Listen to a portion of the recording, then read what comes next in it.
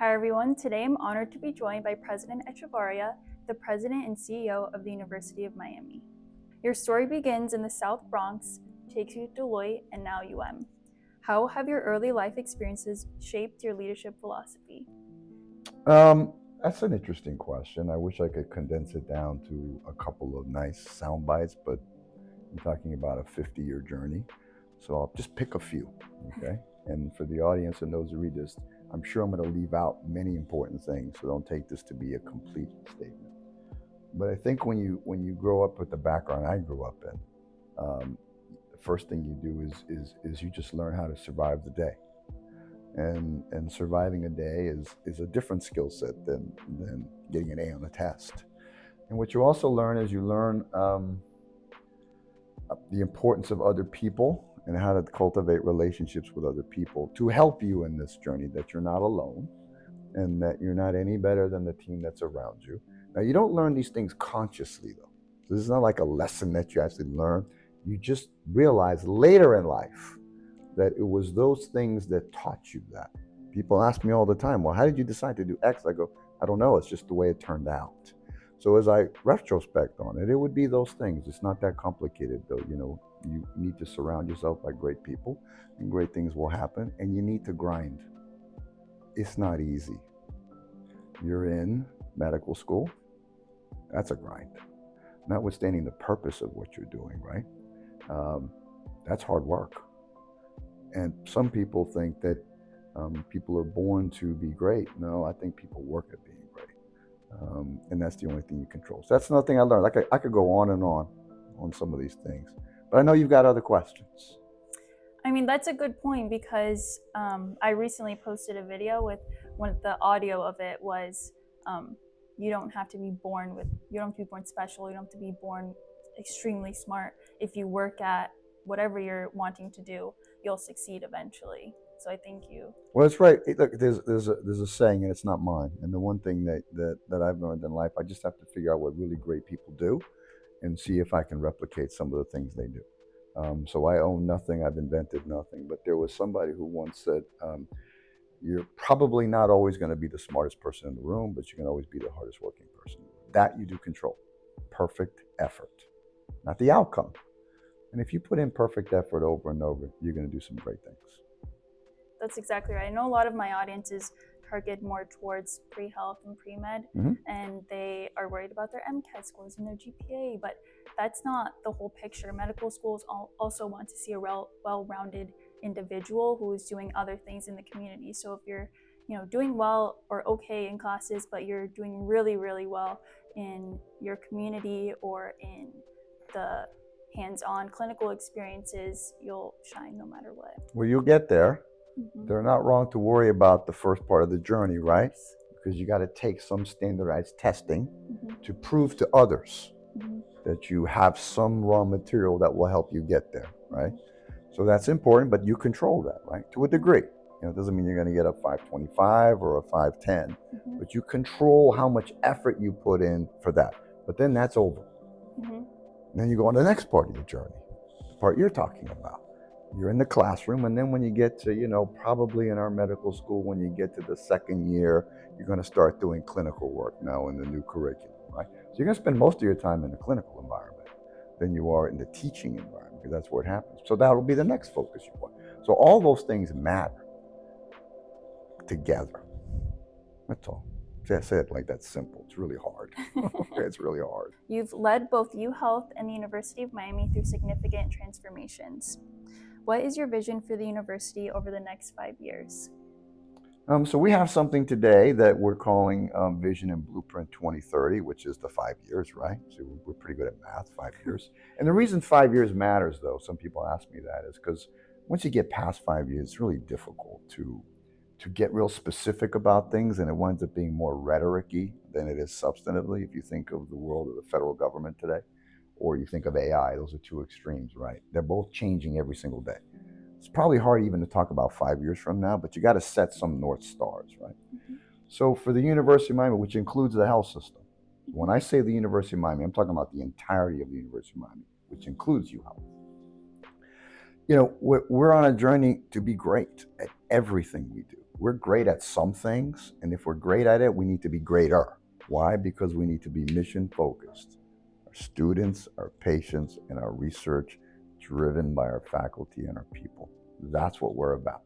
We need to run the university better, and we need to own the culture of the university. And why did I say that? Because if you own the culture, you'll be able to run the university better. If you can run the university better, you'll be able to deliver more for your students, your patients, and your research. So it's not a lofty statement, because in my professional life, I realized that those are tough to execute against. Now, when you break it down, we teach, right? We do research, we take care of patients, and we have athletics. So when teaching, it's not complicated. You're both students, right? Okay, we want to train you so that you can learn and thrive in the future environment. That's essentially what we're trying to do, right? Do something for you guys. If you're in research, we want to do cutting edge transformational, translational research, right? If you're in the clinical part and you get to the part where you're treating patients, we want to be the destination for complex quality patient care. In athletics, we want to win in the classroom and in the field of competition. Those are our North Stars. And strategy is nothing more than taking steps in the direction of your vision. That's it. It's not any more complicated than that. There's lots of words and details and process behind that. But just think about if you did those first three things that I said: serve students, patients, and our research, run the university better, and own the culture. If you did those three things, you're headed in the right direction. And what role do students play in help shape that future? Students are the people we're serving. So the role students play is making it abundantly clear to us what their expectations are. Mm-hmm. It's not free here, right? This is a transaction. Mm-hmm. You have expectations as a student. We have to live up to those expectations. We have to earn those expectations and trust from you. So students are the ultimate determiner, as are our patients and those who do research funding. Are we qualified? Are we doing what so those are the people that essentially adjudicate whether we're doing the right things. And it's that interaction back and forth between the person you're trying to serve and do they feel served that makes you pivot your strategy. We may try things thinking that this is going to be great. And you on the student side would say, well, that was terrible. Well, then we need to stop doing that. That's how students participate. Not in the thinking of how we should serve you, in what it is you want. You're the customer in that capacity, just like the patient. See, you're in clinical one day, you're going to be in clinical. The patient, right, is going to ultimately determine how they feel about that exchange between you and them. They're going to decide. So your view is interesting, their view is what matters. I'm not talking about the clinical diagnosis. That's part of it. But how they feel about the interaction, they get to adjudicate. Because guess what? They're not coming back if you don't take care of them the way they want to be taken care of. They get to decide. You get to decide as a student if you're coming back. We have to earn that right. Are there any formal positions that students have to determine that institutional decision making, or is it more through maybe feedback from students? Yeah, it's really about feedback, because students have something they have to do every day. Mm-hmm. They can't come around and sit in meetings and talk about. So students, we review things with the student organizations, but it's tough for them to be active in the construction of it. Okay. Right. Because they're actually here for a reason, right? You're not here to help us build a strategy, right? You're here to become a clinician. That's a lot of work. You don't have like an extra 15 hours to give us to help us think about things. So it really is much more important, and you learn this in the world that I came from, in the for-profit world. It's all about the customer. That is the most powerful place you can be to influence an institution, when it depends on what you think of it. So being the student, being the patient, being the person who provides the funds for research, those are the people that truly are the decision makers. What has been your proudest accomplishment thus far in your tenure as president and CEO? Proudest accomplishment. I'll tell you what, the greatest thing for me professionally is always watching others who worked with me flourish. So you asked about here. Let me first set up about my prior firm, Deloitte, where I was with for almost 40 years. As you and I sit in this room today, I've been retired from the firm for about a decade, maybe 11 years. All the people who run all the significant positions in Deloitte were people who worked on my team. So that's the greatest thing you can do, is help somebody become the person they're trying to become. Here, the greatest thing that's happened is watching the people, so that the health system, you guys know this because you're down in the medical school. So Dipin Parekh is now the CEO of the health system, right? He's the person who got elevated to be the leader of that institution. One of my team members that did. When you can develop people and they can ascend to their dreams, wishes, and aspirations, there's nothing greater than that. It's not about the stuff that happens around it. And then can you change the experience of the people you're serving? So when my students, because you guys are students, say, we need you to be here, we ask you to be that, and you're there, and it makes them happy, it fulfills them, that's a great moment. Those are the great moments. The great moments are when other people shine and you feel you just had a little part of how they became those individuals. Those are by far the greatest things in life. I think that's one of the best qualities a mentor can have. I know, at least for us, we have at least one mentor that we're very, very close with, that are in the fields that we're interested in.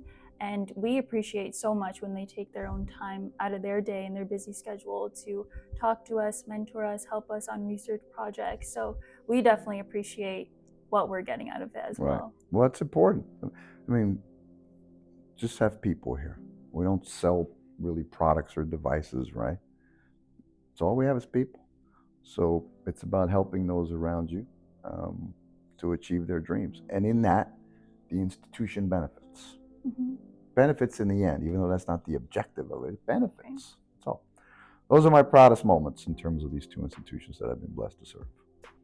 How do you balance the university's academic mission with the financial realities of running a large institution? Well, you have to, there's a saying that I didn't invent, okay, because it doesn't exist in the for-profit world. This is a not-for-profit, no margin, no mission. Missions are great, but where's the money going to come from? Mm-hmm. So the first thing you have to realize is you have to build a pedestal, a foundation of operational and financial sustainability and a culture on the people side. Without that, the mission is just a bunch of words, okay? So when you do great things there, now you have permission to do great things in the mission. And if you can't do great things there, you can't do great things in the mission. They're one is the other. There's an old saying in the world I come from. There's no long term without a short term. Okay, you have to get there, right? So this notion of trading well for the long term, without a short term, you're not going to get to the long term. So the foundation is operational and financial sustainability, and our people and our culture. Get those right, the mission can get served. And what do I mean by that? The more you're operationally efficient as an enterprise, the more things you get to do. You can build new buildings, you can hire new people, you can give raises, promotions, all those things. Mm-hmm. What the University of Miami's experienced today is very different than most universities feel today. Notwithstanding, we're all in the same ecosystem today. Research institutions, we deal with the same oversight of our governments, but we're thriving here. We're thriving. We're still investing. We're still hiring. We're still promoting. We're still building facilities because we are focused on the mission and nothing else. But without that operational efficiency, you can't do anything. It's an interesting conversation for me to say, let's take the lead in the future of education and teaching our students to thrive. Okay, well, that requires investment. Mm-hmm. That's margin. That's where it comes from. So what's the matter is that we start the first surgery on time. Okay, that's a big deal. It's a big deal for the patient. I'm using that example because you guys are in that space, right? On time first day. Because if that first surgery doesn't start on time, the rest of the day is off track. Not good for the system, horrible for the patient, mm-hmm. right? So there's a sort of an intersection of objectives there. I serve my patient well by being efficient. But if you start your first surgery an hour late, now your whole day is behind. You are now operationally inefficient, and you have now aggravated 10 patients. By changing the time frame, so they work together. But that's what operational efficiency means. And when you're a clinician, you're going to want to get to that first surgery. So, well, guess what? The patients have to get there earlier to make sure they're ready. But when you learn how to do all those things, you create a better outcome for everybody. Patients happier, we're happier. And if you don't do either one of them, there is no mission. I know recently that new facility on the medical campus opened up, and I know that we've invested a lot of money into the new medical building. I know we're all very excited. I know it probably won't be there for us, but we're excited to see it in the future. So I think having new facilities and having really great learning environments really facilitates the future for us as well. Well, you live and practice inside a structure, right? And structures need to be renovated in advance, so that when you start from scratch, you can build new things, right? So in our facility, we built the RAL. We're finishing up Solomia. We're going to do Pinecrest and Kendall, and then we're going to go up to Broward, East and West. But we don't have things there, so we're starting. It's harder when you have existing facilities that you're using, okay? So you have to buy something. So we bought that whole strip, from the CRB down to the Ken Griffin Research Building, which is the new building I guess you're referring to, right? But that's the cancer research building and a clinical on the bottom. But we need the non-cancer, and we need the teaching and the rest of the research that gets done, so we can empty Rosenstiel and build a future home of the Miller School of Medicine. But we have to buy something first because we still need to use Rosenstiel. So what do? So we fixed up Rosenstiel, right? Yes, we have to fix it up. We're going to be there for 3, 4, 5 more years. We're fixing up the tower across the street, right? The entrance, yes, because we're going to be there. Eventually, we'll replace Rosenstiel with that whole strip of buildings we bought. We bought Dominion, that old building across the street. That'll be a staging area, and then we'll tear that down. And then we'll build a tower for a new hospital, and we'll build a new ambulatory facility, and we'll take down Sylvester, the tower, Bascom, and the Cy-Sadney. And then we will empty Rosenstiel out, and we will clear that space. But that's a 10-year journey. And you know what? If you don't have margin, you can't do any of those things. None of them. They're just interesting concepts. That's why you have to be operationally sound. So that's what we're doing. Those are exciting plans. Yeah, we're going to redo that whole thing. We're sitting in Coral Gables now, right? This is a beautiful campus, right? Well, that's what the medical campus should be like. Yes, we're very excited for that. It should be a beautiful campus. I recognize it's in a different area. Doesn't matter. It's what's inside the area that matters. We own that. One day, when you do residency and fellowship and all the things you guys have to do, you may wind up back here. That's true. Yeah. Maybe. So at some point, you might be in those buildings. That's true. I mean, now Rosenstiel looks very new, and it looks very cute now. But we invested in it. I mean, $30-40 million to renovate it for something we know we're going to tear down. I said, yeah, but we're not going to tear it down for 5 or 7 years. Well, I remember at the event with Dean Ford, when you were saying you bought that new strip, it's like, then why did you spend so much in the building that we're currently in if we're going to demolish it? But it makes sense. Remember what I said the mission is? Our students. See, students, that's the first we're part. Happy. Yes. But I thought financially doesn't. But you make choices, you see. If we made that choice and the students were unhappy, it was a bad choice. Right. It was a bad choice. And but see, we had a sense of what would happen. But you deserve an experience. The fact that that building was built when Eisenhower was the president, that's how long ago it was, okay?